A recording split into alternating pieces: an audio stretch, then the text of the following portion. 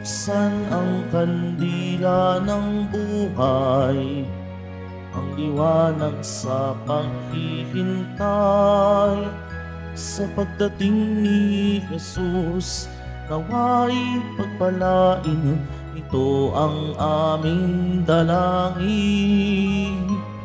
Ang Panginoon ay darating, ang pag-ibig niya ay magniningning. Sa harap ng altar, kami lumalapit, maawit ng masayang papuri. Sa harap ng altar, kami lumalapit, maawit ng masayang papuri. Sa ngalan ng Ama at ng Anak at ng Espiritu Santo, Amen. sumainyo ang Panginoon. At sumaiyo rin. Mga kapatid kay Kristo, aminin po natin ang ating mga kasalanan upang tayo'y maging marapat gumanap sa banal na pagdiriwang. Inaamin ko sa makapangyarihang Diyos. At sa inyo mga kapatid, na lubha akong nagkasala sa isip, sa salita at sa gawa, at sa aking pagkukulang. Kaya isinasamo ko sa mahal na Birheng Maria, sa lahat ng mga anghel at mga banal, at sa inyo mga kapatid, na ako'y ipanalangin sa Panginoong ating Diyos. Kaawaan tayo ng makapangyarihang Diyos. Patawarin tayo sa ating mga kasalanan at patnubayan tayo sa buhay na walang hanggan. Amen. Panginoon, kaawaan mo kami. Panginoon, kaawaan mo kami. Kristo, kaawaan mo kami. Kristo, kaawaan mo kami. Panginoon, kaawaan mo kami. Panginoon, kaawaan mo kami. Manalangin tayo. Ama naming makapangyarihan, ipakita mo ang iyong lakas at kami ay iyong tulungan upang ang hinahadlangan ng aming kahinaan at kakulangan ay mapalaya ng iyong pag-ibig na magbigay sa pamamagitan ni Jesucristo kasama ng Espiritu Santo magpa sa walang hanggan. Amen. Magsiupo muna ang lahat.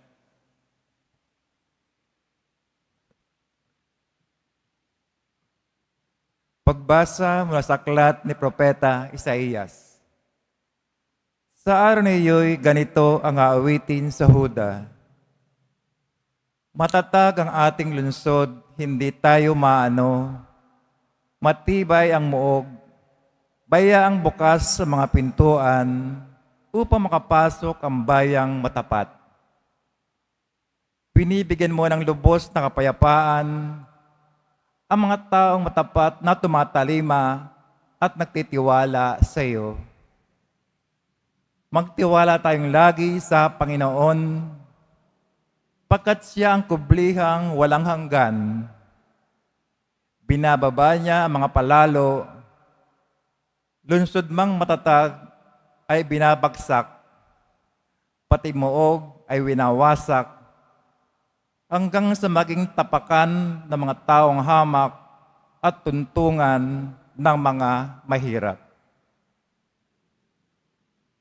Ang salita ng Diyos. Salamat sa Diyos.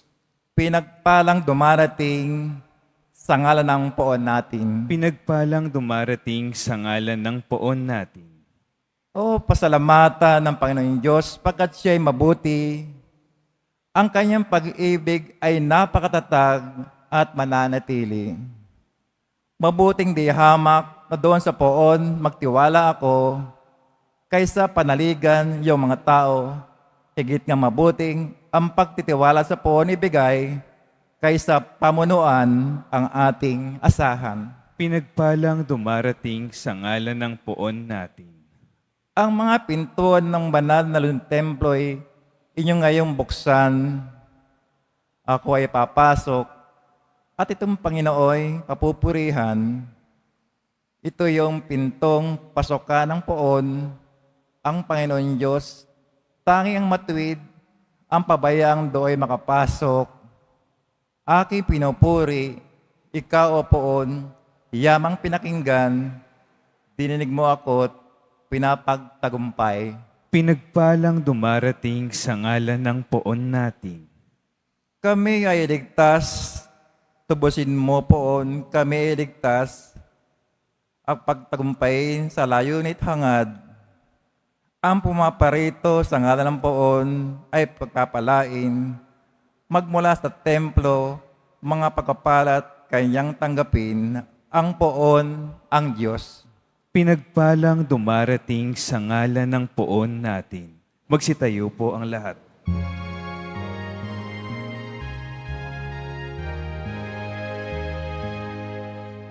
Hallelujah.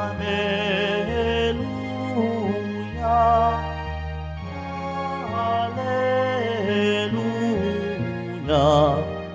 Hallelujah.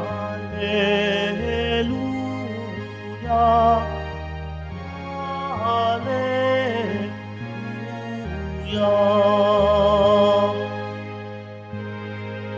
Hanapin ang poong mahal, siya'y ating matatagpuan.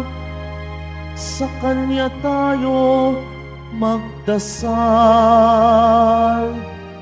Hallelujah. Hallelujah. Hallelujah. Hallelujah.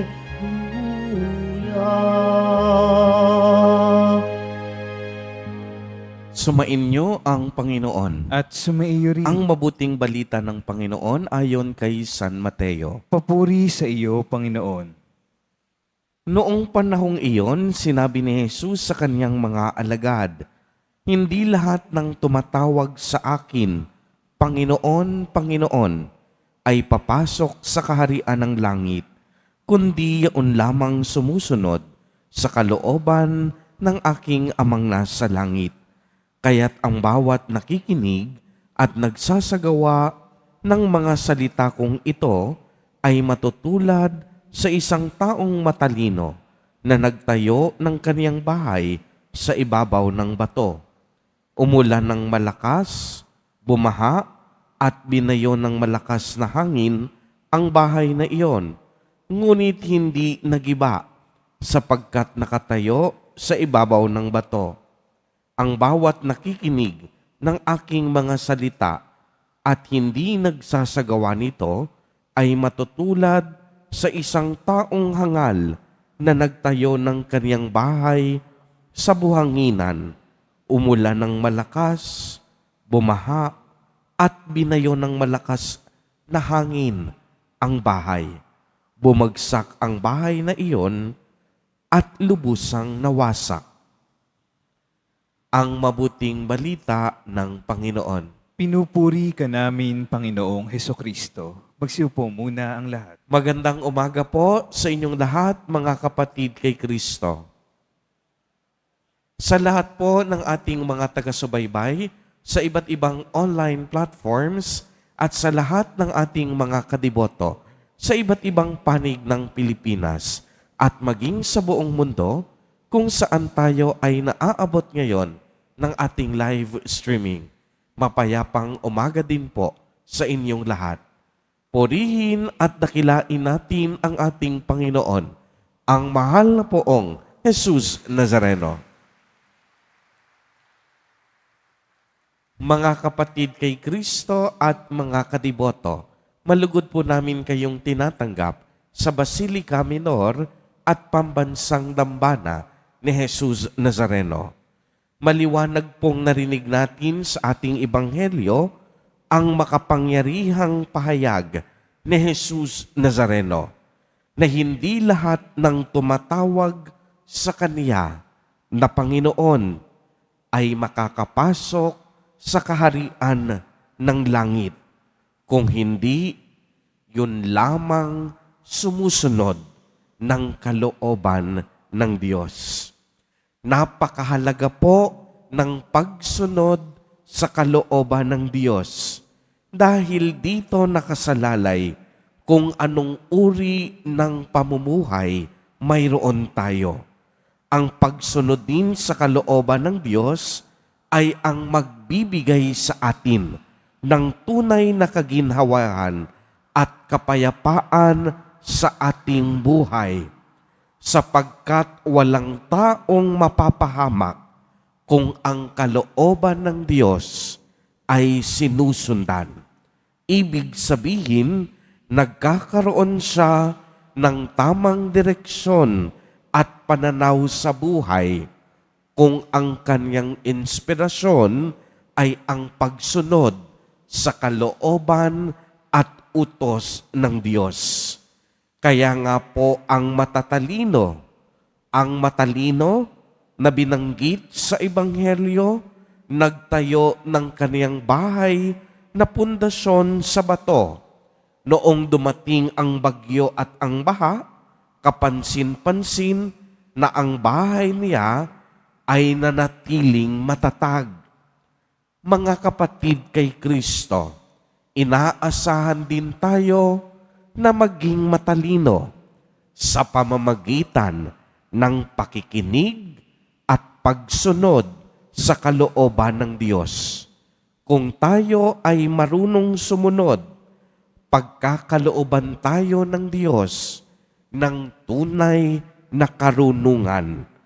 Magkakaroon tayo ng tamang pagpapasya at nakakasiguro tayo na hindi tayo maliligaw ng landas. Kung tayo ay susunod sa kalooban ng Diyos, pagpapalain niya tayo. Kung tayo ay susunod sa kaniyang pinag-uutos, mamumunga ang lahat ng ating pagsasakripisyo at paghihirap.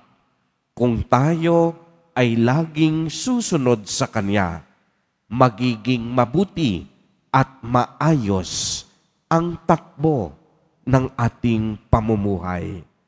Minsan na nga pong sinabi ni Propeta Isaías, matatag ang ating lungsod, hindi tayo matibay ang muog, bayaang bukas ang mga pinto upang makapasok ang bayang matapat. Binibigyan mo ng lubos na kapayapaan ang mga taong matapat na tumatalima at sumusunod sa iyo. Mga kapatid kay Kristo at mga kadiboto, ibuhos po natin ang ating pagtitiwala at pagsunod sa kalooban ng Diyos at hindi sa ating mga sarili o sa ibang tao.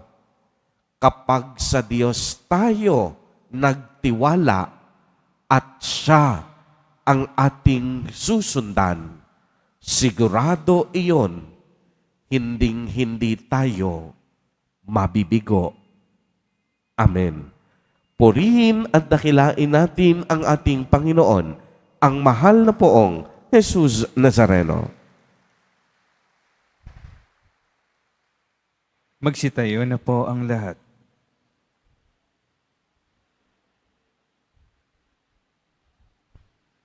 Mga kapatid, bunga ng pagtitiwalang ipinagkaloob ng Diyos Ama, buong katapatan tayong tumawag sa Kanya. Sa bawat panalangin ang itutugon, mapagmahal na Ama, dinggin mo ang aming panalangin. Mapagmahal na Ama, dinggin mo ang aming panalangin. Ang Santo Papa, mga obispo, mga pare, at mga relihiyoso, naway maging tapat sa kanilang pagtatalaga ng sarili sa Diyos, manalangin tayo. Mapagmahal na Ama, dinggin mo ang aming panalangin. Ang mga politiko at lahat ng naglilingkod sa pamahalaan, naway maging tapat sa kanilang mga pangako at tungkulin, manalangin tayo. Mapagmahal na Ama, dinggin mo ang aming panalangin. Ang ating pananampalataya, naway magkaroon ng matibay na patotoo sa ating mga gawa at hindi lamang sa mga salita, manalangin tayo. Mapagmahal na Ama, dinggin mo ang aming panalangin. Tayong lahat na may ginagampalang tungkulin at pananagutan, naway maayos na makatupad sa ating mga gawain. Manalangin tayo. Mapagmahal na Ama, dinggin mo ang aming panalangin. Ang ating mga namayapang kamag-anak at kaibigan, naway makatanggap ng kanilang gantimpala sa kabilang buhay sa piling ng Diyos. Manalangin tayo. Mapagmahal na Ama, dinggin mo ang aming panalangin. Ama, ikaw ang aming lakas sa oras ng aming pangangailangan. Buksan mo ang aming mga puso sa iyong biyaya at akayin mo kami sa iyong kaharian. Hinihiling namin ito sa pamamagitan ni Kristo na aming Panginoon. Amen.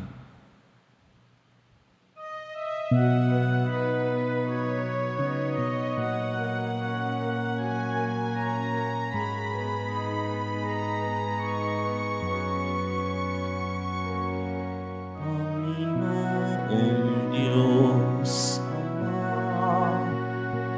aming handog ngayon ang alak at tinapay dala sa altar mo, pati puso namit isip tinataas sa'yo habang naghihintay kami kay Kristong darating.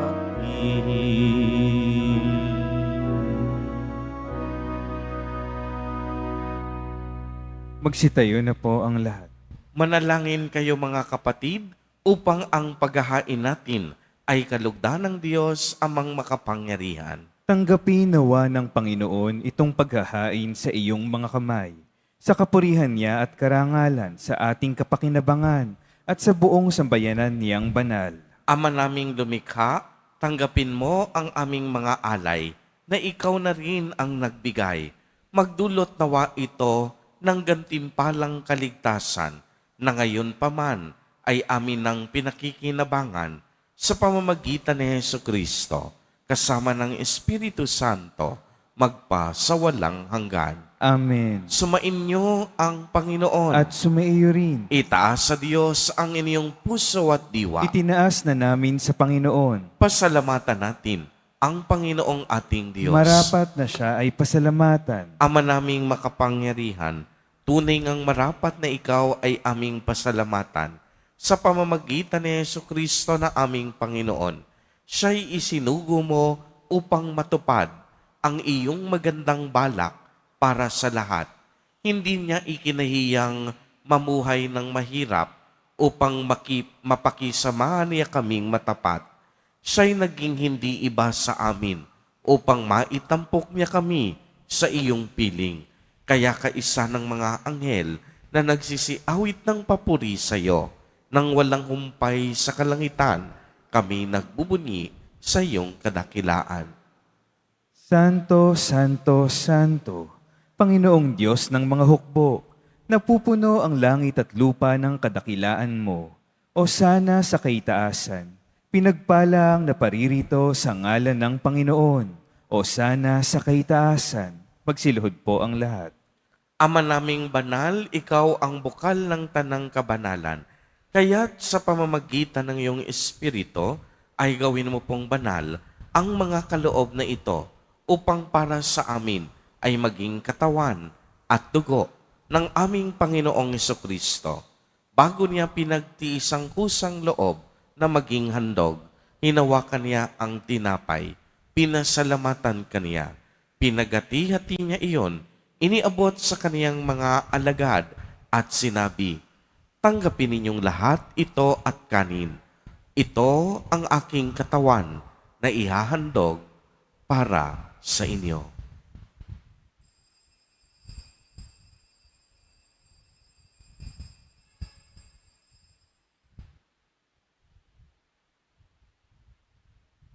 Gayon din naman noong matapos ang hapunan, hinawakan niya ang kalis. Muli kaniyang pinasalamatan. Iniabot niya ang kalis sa kaniyang mga alagad at sinabi, "Tanggapin ninyong lahat ito at inumin. Ito ang kalis ng aking dugo, ng bago at walang hanggang tipan. Ang aking dugo na ibubuhos para sa inyo at para sa lahat sa ikapagpapatawad ng mga kasalanan. Gawin ninyo ito sa pag-alaala sa akin."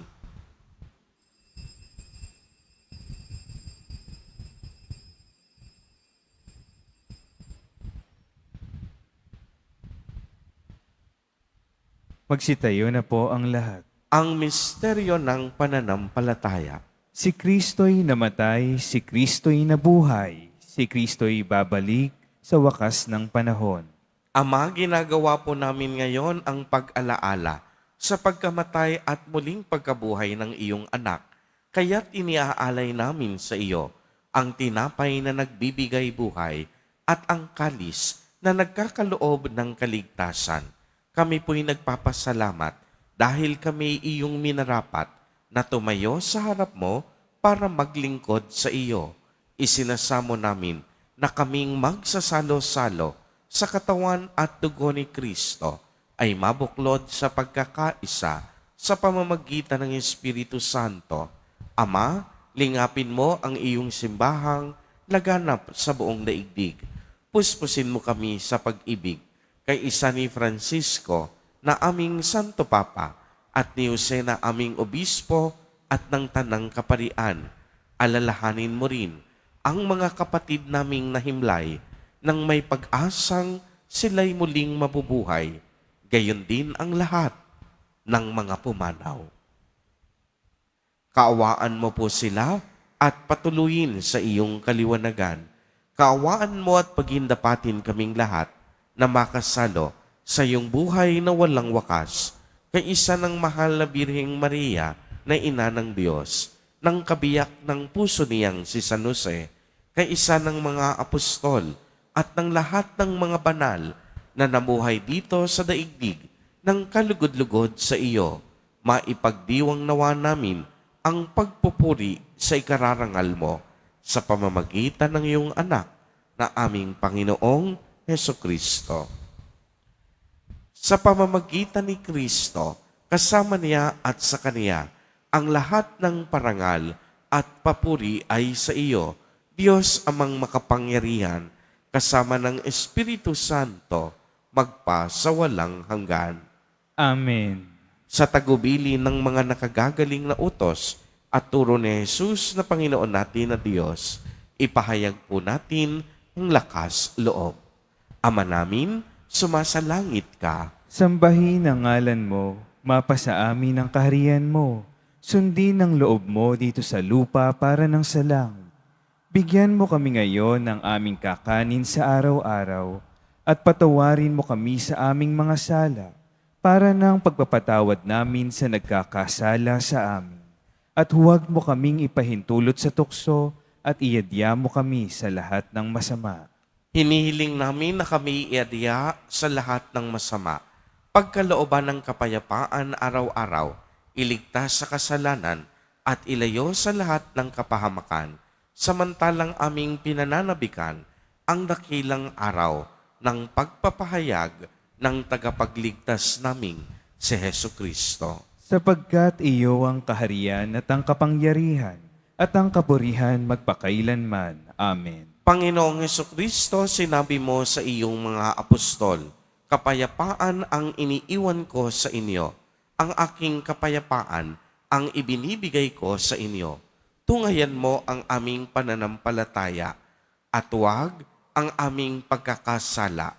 Pagkalooban mo kami ng kapayapaan at pagkakaisa ayon sa iyong kalooban, kasama ng Espiritu Santo, magpa sa walang hanggan. Amen. Ang kapayapaan ng Panginoon ay laging sumainyo. At sumaiyo rin. Magbigayan po tayo ng kapayapaan sa isa't isa.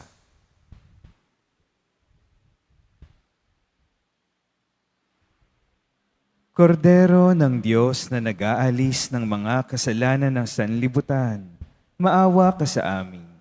Kordero ng Diyos na nag-aalis ng mga kasalanan ng sanlibutan, maawa ka sa amin.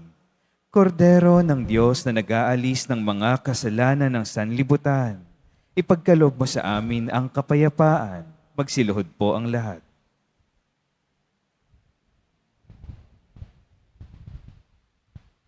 Ito ang kordero ng Diyos.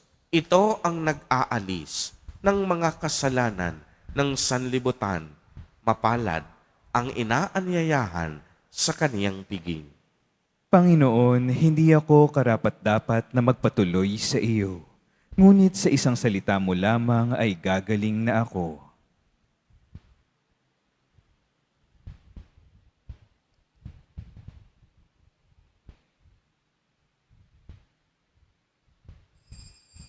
Para sa lahat ng tatanggap ng banal na komunyon, sasagot po tayo ng amen pagkasabi ng pari o ng lay minister ng katawan ni Kristo. Isubo agad sa bibig bago umalis sa harapan ng pari o lay minister. Sumunod po tayo.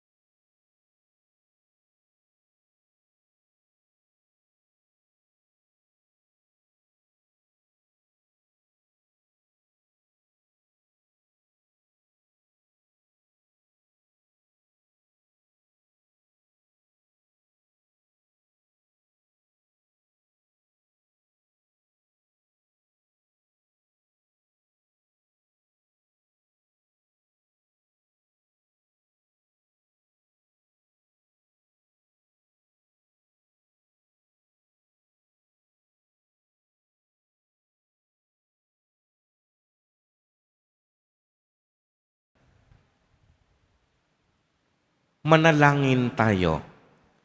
Ama naming mapagmahal, mapakinabangan nawa namin ang aming pinagsaluhan upang sa aming paglalakbay dito sa lupang papanaw, aming mapanaligan ang iyong pagpapalang pang magpakailanman sa pamamagitan ni Jesucristo kasama ng Espiritu Santo magpa sa walang hanggan. Amen. Bago po ang huling pagbabasbas, palakpakan po muna natin ang ating mga kapatid na nasa I-Thursday program.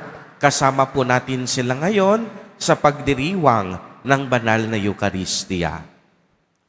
Sumainyo ang Panginoon. At sumaiyo rin. Pagbabasbas, mahal na poong Jesus Nazareno, inihayag mo sa pamamagitan ng krus ang walang maliw na pag-ibig ng Diyos sa sangkatauhan. Pakinggan mo ang kahilingan lalo na para sa mga nangangailangan ng iyong tulong at awa. Makamtanawa namin ang iyong kasagutan na may utang na loob na tinatanaw. Basbasan din po ninyo itong mga imahen at dasalan upang lalo kaming manalangin at magtiwala. Sa pamamagitan ng bendisyon na ito, naway lalo kaming maging mapaglingkod, masunurin at tapat sa iyo na aming maluwalhating Panginoon, magpa sa walang hanggan. Amen. At pagpalain po kayong lahat at ng inyong buong pamilya ng makapangyarihang Diyos, Ama, Anak, at Espiritu Santo. Amen. Humayo kayong taglay ang pag-ibig at kapayapaan ng poong Jesus Nazareno. Salamat sa Diyos.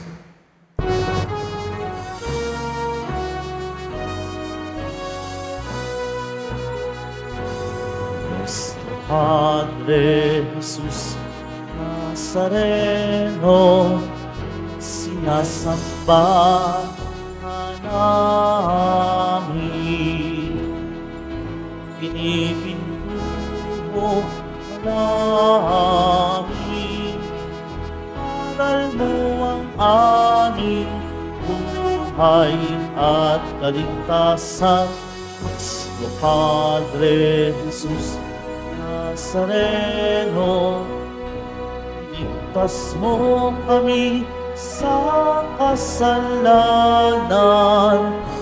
Ang krus mong inamatayan ay sagisag ng aming kaligtasan. O Padre Jesus Nazareno, dinarangal ka namin.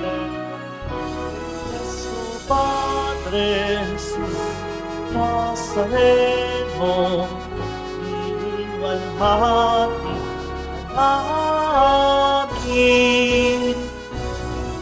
O Padre Jesus Nazareno, dinarangal amin. Nuestro Padre Jesus Nazareno,